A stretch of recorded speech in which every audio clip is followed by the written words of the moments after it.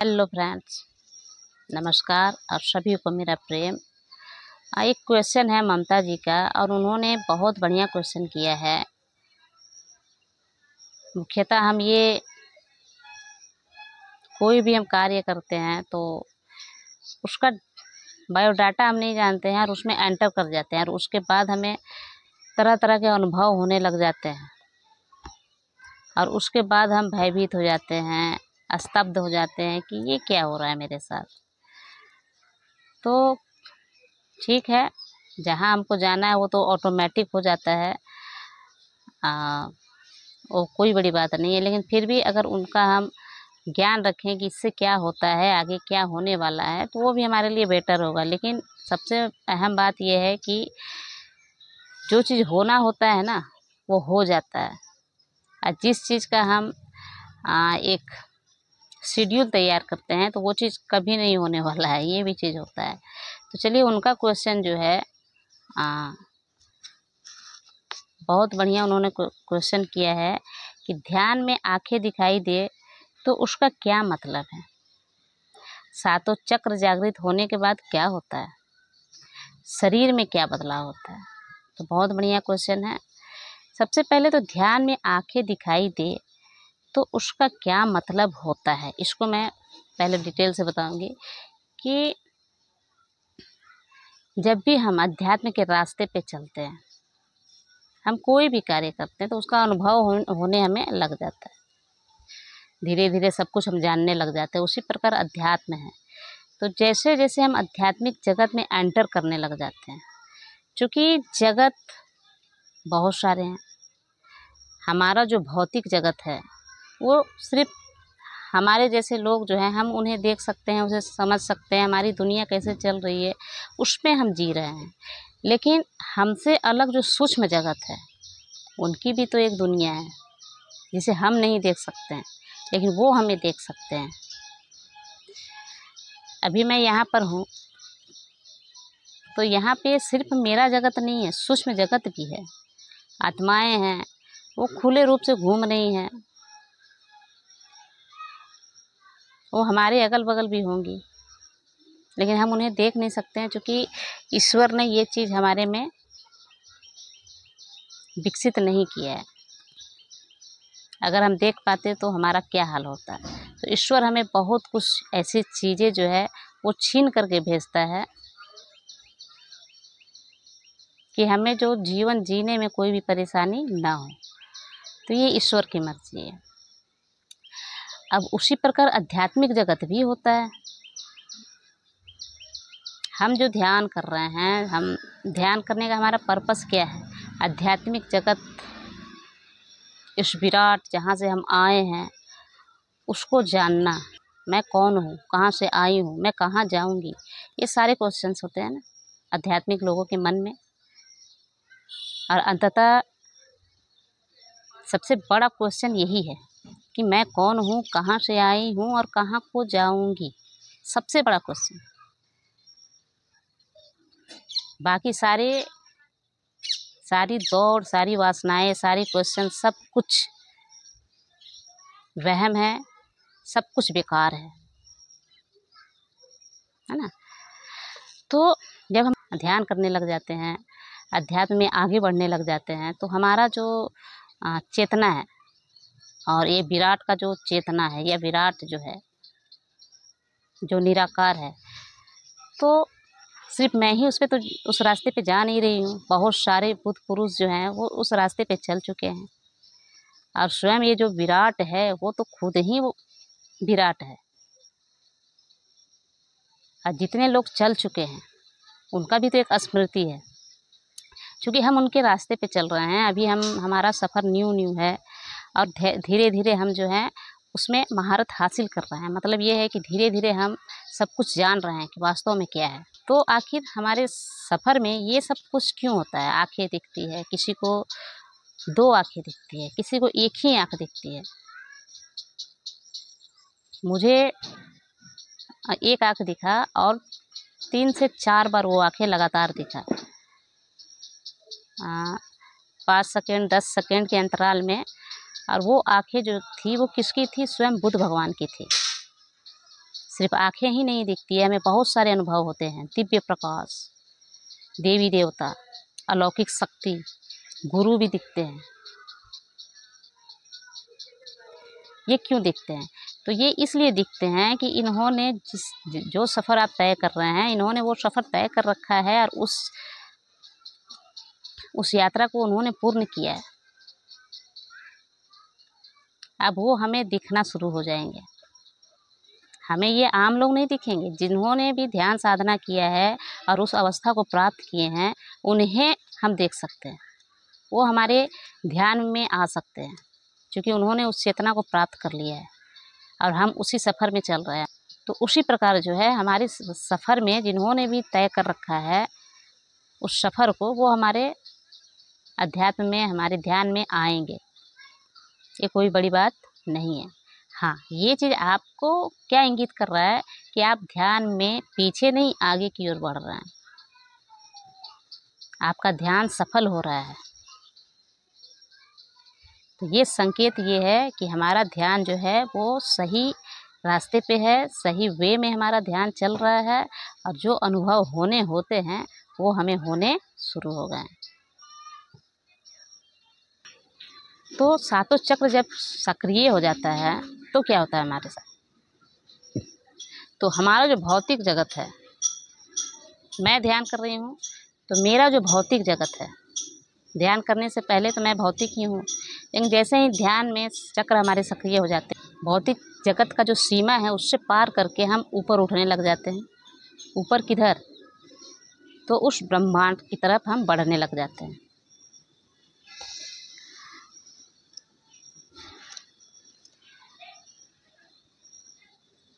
हम ये जानने लग जाते हैं कि ईश्वर क्या है, हम क्या हैं और ईश्वर क्या है, निराकार क्या है, हमारा अस्तित्व क्या है। द्वैत अद्वैत, अभी मैं द्वैत में हूँ, मैं और आप, मैं और प्रकृति, मैं और भगवान, ये द्वैत है। लेकिन जब चक्र सारे सक्रिय हो जाते हैं तो अद्वैत की भावना आ जाती है, अद्वैत हो जाते हैं। मतलब ये है कि मेरे अंदर का मैं और बाहर का जो विराट है, दोनों एक हो जाते हैं। फिर ना मैं रहती हूँ ना विराट रहता है। मतलब कि मैं खो जाती हूँ विराट के साथ। मेरे अंदर का मन, भावना, इच्छा सब खत्म हो जाता है और सिर्फ मैं ही रह जाती हूँ और वो परमात्मा रह जाता है और दोनों मिलकर के एक हो जाते हैं। इसको बोलते हैं अद्वैत। तो सातों चक्र जब सक्रिय हो जाते हैं तो अद्वैत हम हो जाते हैं। उसके बाद हमारा जो आत्मा है वो पूरे ब्रह्मांड से एक होने लग जाता है। पूरा ब्रह्मांड ही हम हो जाते हैं। ठीक है, तो ये वही बात हुई कि हम अद्वैत हो जाते हैं। मतलब ये है कि हम पूरे ब्रह्मांड से एक हो जाते हैं सातों चक्र जब हमारा सक्रिय हो जाता है तो। अब हम आते हैं दूसरे बिंदु पे, हमारे शरीर में क्या बदलाव आते हैं। हमारा चक्र सक्रिय हो गया है, मेरे शरीर में अब क्या बदलाव आएगा, मैं कैसे समझूंगी कि मेरा जो चक्र है वो सक्रिय हो रहा है। तो जब चक्र सक्रिय हो जाएगा तो कुंडलिनी स्वतः एक्टिवेट हो जाएगा, क्योंकि हमारा सेतु, आत्मा और परमात्मा का सेतु कुंडलिनी ही है। जब तक हमारा कुंडलिनी सक्रिय नहीं होगा हम आत्मा से परमात्मा की ओर नहीं बढ़ पाएंगे। तो ये जो कुंडलिनी है, हमारे जब चक्र सक्रिय होने लग जाते हैं तो उसके बाद हमारा कुंडलिनी भी सक्रिय हो जाता है और उसके बाद हमारे शरीर में ऊर्जा का प्रवाह दौड़ने लग जाता है। ऊर्जा हमारे शरीर में ऊपर नीचे से ऊपर की ओर फ्लो करना शुरू कर देता है। क्योंकि ऊर्जा क्या है? ऊर्जा पूरे ब्रह्मांड को जो चला रहा है ना, वो ऊर्जा है। मैं चल रही हूँ ना, वो ऊर्जा है। ये जो मोबाइल मेरा चल रहा है ना, ये भी कहीं ना कहीं ऊर्जा से ही चल रहा है। अभी मैं इसका बैटरी अगर डाउन हो जाए तो ये नहीं चलेगा। उसी प्रकार सारा जगत ऊर्जा से चल रहा है, मैं भी ऊर्जा से चल रही हूँ और हमें उस परमात्मा से एक होने के लिए हमारे शरीर में ऊर्जा ओवरफ्लो करना चाहिए। क्योंकि हमारे शरीर, ईश्वर ने जितना हमें ऊर्जा दे करके भेजा है जीवन चलाने के लिए पर्याप्त है, लेकिन हमें तो उस परमात्मा से एक होना है। तो उस परमात्मा से एक होने के लिए हमें बहुत सारी ऊर्जा की ज़रूरत पड़ती है। हमारे शरीर के ऊपर से ऊर्जा फ्लो करना चाहिए। तो सातों चक्र जब सक्रिय हो जाते हैं तो ऑटोमेटिक जो है हमारे अंदर का जितने भी विकारें हैं वो तो दूर हो ही जाती है। काम वासना, लोभ, अहंकार, ईर्ष्या, ये सारा ऑटोमेटिक खत्म हो जाता है सातों चक्र सक्रिय हो जाने के बाद। और जब सातों चक्र सक्रिय हो जाते हैं तो उसके बाद क्या होता है कि सातों चक्र सक्रिय होने का मतलब ये है कि हमारे शरीर में ऊर्जा बनना शुरू हो गया है। अब वो ऊर्जा हमारे शरीर में पूरा फ्लो करने लग जाएगा, पूरा दौड़ने लग जाएगा, और ये हम अनुभव कर सकते हैं। हमारे शरीर में कंपन होगा, झटके लगेंगे, इस तरह ऐसा अनुभव होगा कि बिजली जिस प्रकार कड़कती है उसी प्रकार ऊर्जा हमारे शरीर में फ्लो कर रहा है। एक अनुभव और होगा, हमारे अंदर जो प्राण वायु है, प्राण ऊर्जा जो है, प्राण शक्ति, उसको हम महसूस करने लग जाएंगे कि अभी मेरा प्राण शक्ति कहाँ है। मैंने महसूस किया था कि मेरा प्राण शक्ति अचानक ऊपर से यहाँ पे आ गया।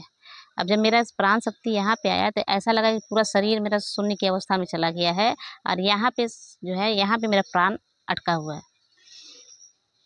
और इसी प्रकार बहुत जगह मुझे एहसास हुआ कि यहाँ प्राण अटका हुआ है। यहाँ जहाँ भी प्राण ऊर्जा आ जाता था तो पूरे शरीर में शून्यता के भाव आ जाता था।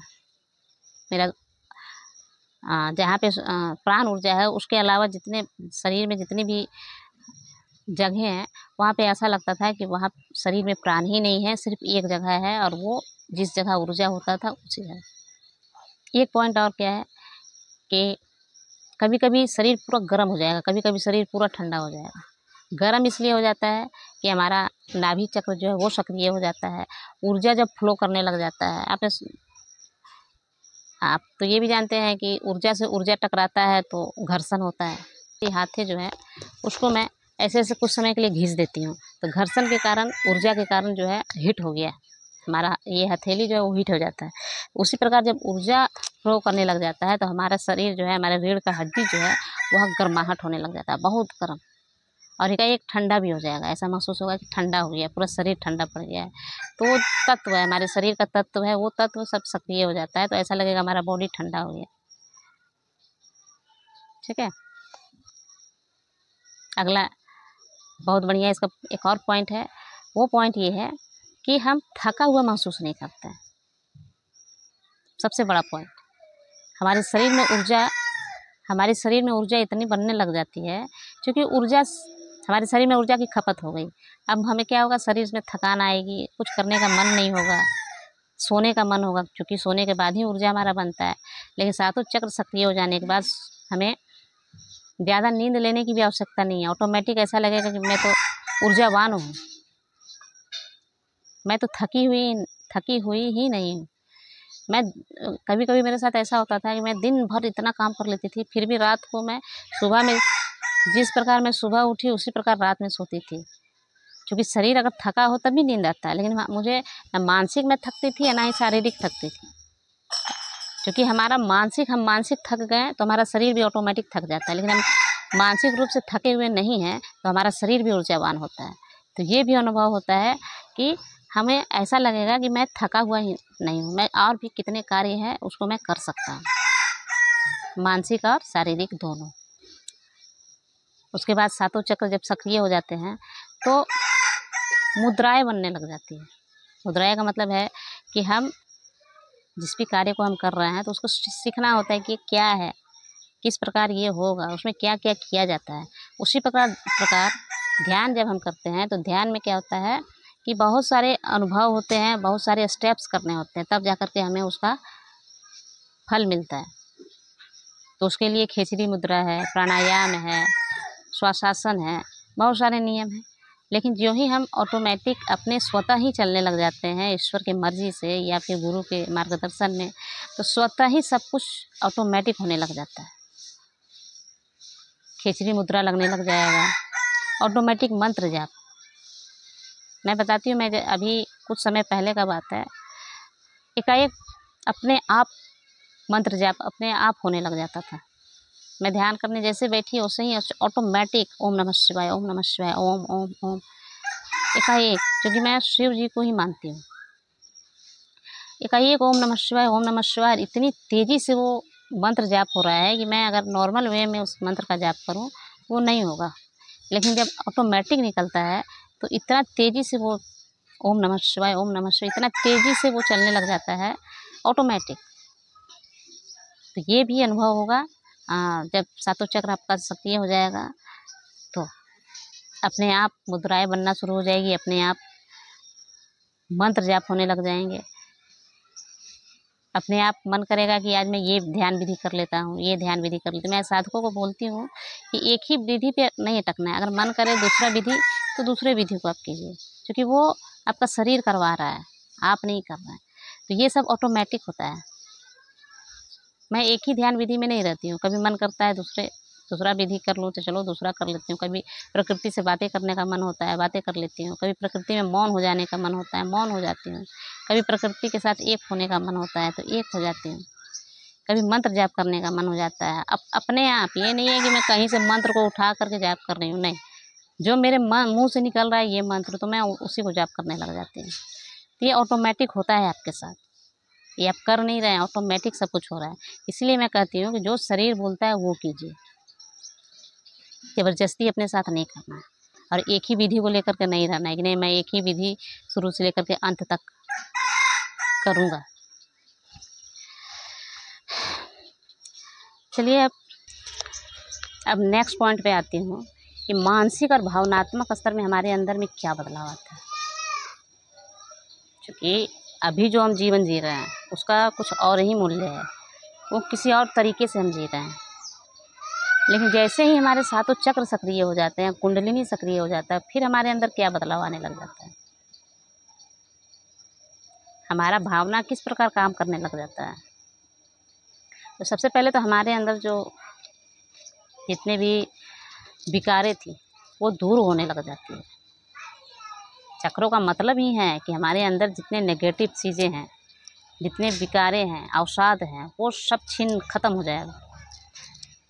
तभी तो आप भगवान के स्वरूप में ढल सकते हैं, भगवान कहलाइएगा। भगवान कहलाने के लिए सबसे मुक्त होना बहुत ज़रूरी है। हम भगवान के पास प्रार्थना कब करते हैं, किस लिए करते हैं? क्योंकि वो खुद में पूर्ण है, उसे किसी भी तरह का शिकायत नहीं है, उसे क्रोध नहीं है। आप अगर गाली भी दे देते हैं तो वो एक्सेप्ट कर लेगा परमात्मा। प्रेम से हम पुकार लेंगे तो भी एक्सेप्ट कर लेगा, गाली भी दे देंगे तो भी एक्सेप्ट कर लेगा। उधर से कोई प्रतिक्रिया नहीं है, ठीक है। तो ये चीज़, ये भावना होनी चाहिए। तो हमारे अंदर जब चक्र सक्रिय हो जाते हैं तो ये भावना आ जाता है कि हमें गुस्सा पे कंट्रोल हो जाता है। कुछ बोलेगा तो आप सुनिएगा, देखिएगा, क्योंकि उस समय ये हमारे अंदर में ये चीज़ की समझ हो जाती है कि ये जो ब्रह्मांड चल रहा है ना, वो हमारे सोचने समझने और हमारे भावना से नहीं चल रहा है कि हम सोचते हैं भगवान ये हो जाए और हो जाता है। ऐसा कुछ नहीं है। कोइंसिडेंस कोई चीज़ है कि चलो मैंने जो कुछ बोला वो हो गया, इसका मतलब ये नहीं है कि सब कुछ हो जाएगा। तो हमारे अंदर जो वासना थी, क्रोध था, वो धीरे धीरे ऑटोमेटिक ख़त्म होने लग जाएगा। और हम ये समझने लग जाते हैं कि जो वास्तव में परमात्मा कैसे चल रहा है, परमात्मा हमें कैसे चला रहा है। और फिर अगर कोई कुछ बोलता है तो फिर हम उसे देखते रह जाते हैं। क्यों? क्योंकि हम समझते हैं कि हम अगर जवाब दे दिए, हमारा अगर प्रतिक्रिया हो गया तो परमात्मा जस्ट अपोजिट कार्य करता है। हमारे कहने से, हमारे करने से कुछ भी नहीं होता है, अंततः वही होता है जो परमात्मा चाहता है। तो फिर उसके बाद हम अपना सब कुछ स्टेबल कर लेते हैं, अस्थिर हो जाते हैं। फिर क्या हो रहा है क्या नहीं हो रहा है कोई मतलब नहीं रह गया। जैसे परमात्मा चला रहा है वैसे पीछे पीछे हम चलते चलेंगे। हमें कुछ भी नहीं चाहिए। परमात्मा तुम मेरा बस हाथ पकड़ लो, जहाँ लेकर के जाओगे मैं वहाँ जाऊँगी। क्योंकि मैं जानती हूँ कि प्रकृति कैसे चल रहा है, कैसे क्या हो रहा है। अच्छा, मन क्या होता है ना कि अस्थिर हो जाता है, प्रसन्न होने लग जाता है, आनंद से हम भर जाते हैं। हमारे मन में क्या बदलाव आता है? हमारा मन अस्थिर हो जाता है, हम आनंद में रहने लग जाते हैं। क्योंकि हम ये चीज़ जान जाते हैं ना कि हमारे चाहने से कुछ भी नहीं होने वाला है, और अंततः जो होता है वो हमारे हित में ही होता है अगर हम मौन हो जाएं। हमारे मौन में ही सारा शक्ति छिपा हुआ है। वो विराट हमारा कब सपोर्ट करेगा? जब हम मौन हो जाएंगे। तो इस समय क्या होता है कि कोई कुछ भी बोल रहा है तो हम बस देखते रहेंगे, क्योंकि हम जान रहे हैं कि हर चीज़ अस्थाई है, यहाँ अस्थाई कुछ भी नहीं है। अगर जिससे विवाद हो रहा है तो विवाद क्यों हो रहा है, उसके पीछे का रीज़न है कि अननोन पर्सन से हम विवाद नहीं करते हैं। विवाद उसी से होता है जिसे हम जानते हैं, जिससे हम कुछ उम्मीदें रखते हैं। अगर वो पूरा नहीं हुआ तो विवाद होने लग जाता है, यही बात है ना। तो जितना हम जानने लग जाते हैं कि हम जितना गहराई से जिसने प्रेम किया है उतनी गहराई से उसे नफ़रत भी करेगा, ये भी हमें अनुभव हो जाता है। तो बस हमें देखना होता है कि कोई अगर हमसे नफ़रत कर रहा है तो हम देखते हैं कि नफ़रत वो कर रहा है, इसका मतलब है कि प्रेम भी उतना ही है। और ये अस्थाई है, ये तो ख़त्म होने वाला है, ये कौन सा अस्थाई रहने वाला है। और ये होना ही होना है, क्योंकि नेगेटिव पॉजिटिव दो चीज़ें ही हैं जो सब कुछ चला रही है। तो हमारा जीवन भी इसी प्रकार चल रहा है। जब तक नेगेटिव नहीं होगा तब तक पॉजिटिव नहीं होगा। दुख जीवन में नहीं होगा तो सुख की अनुभूति हमें नहीं होगी। जब तक दुख नहीं आएगा तब तक सुख भी नहीं मिलेगा।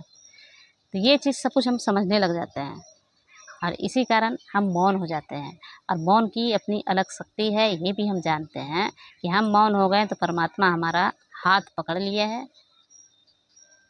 अब वो ही रास्ता दिखाएगा और वो जो है सबसे अंततः जो मुख्य बिंदु है, अंततः जो रास्ता है, वहाँ तक वो हमें लेकर के जाएगा। और उसके बाद एक और अनुभव हमें होगा, मृत्यु का भय हमारे अंदर ख़त्म हो जाता है। हमारा जीवन सदैव यही सोच कर करता है कि आज न कल हम मरेंगे, आज न कल हम मरेंगे। लेकिन जैसे ही हमारे सारे सातों चक्र सक्रिय हो जाते हैं, कुंडलिनी सक्रिय हो जाता है, तो हमारा मृत्यु का भय जो है वो ख़त्म होने लग जाता है। ये मरेंगे तो मरेंगे। कुछ दिन पहले का अनुभव मैं बता रही हूँ। मैं ध्यान करने जाती हूँ तो वो बहुत ही सुनसान एरिया है। अब सुनसान एरिया है तो वहाँ पे क्या होता है कि जानवर जो मर जाते हैं उसको लोग कहाँ फेंक देते हैं, सुनसान जगह पे जहाँ गिद्ध है, चील है, सब आकर के खा ले। तो उसी प्रकार शियार है, वहाँ शियार घूमते रहता है वहाँ पे। वो शियार जो है उसको किसी ने गर्दन काट करके मार दिया। और गर्दन वहाँ नहीं था, सिर्फ शियार का जो धड़ था वो वहाँ फेंका हुआ था। मैं गई, देखी।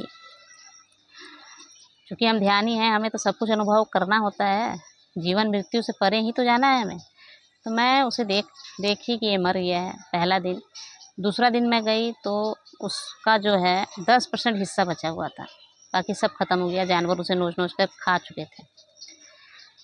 तो मैं उसे बड़ा गौर से देख रही थी और एकाएक मुझे ये अनुभव, मतलब कि मैं गौर से देख रही हूँ और सोच रही हूँ कि मैं भी इस जगह हो सकती हूँ, मुझे भी इस प्रकार नोच नोच के खाएंगे लोग तो कैसा लगेगा। मैं सोच रही हूँ और मेरे अंतर मन से एक आवाज़ आ रहा है कि वो मैं नहीं हूँ। फिर मैं अपने से सोच रही हूँ कि अगर मैं मर गई होती, मर जाऊँगी, अगर मुझे चील गिद्ध नोच के खा रहे होंगे, फिर मेरे अंदर से अंतरात्मा से एक आवाज़ आ रही है कि वो मैं नहीं हूँ। और इस प्रकार मेरे साथ 5 से 6 बार हुआ। मैं एकाएक नोटिस की कि ये क्या हो रहा है मेरे साथ। मैं कुछ और बोल रही हूँ और मेरे साथ हो कुछ और रहा है, घट कुछ और रहा है।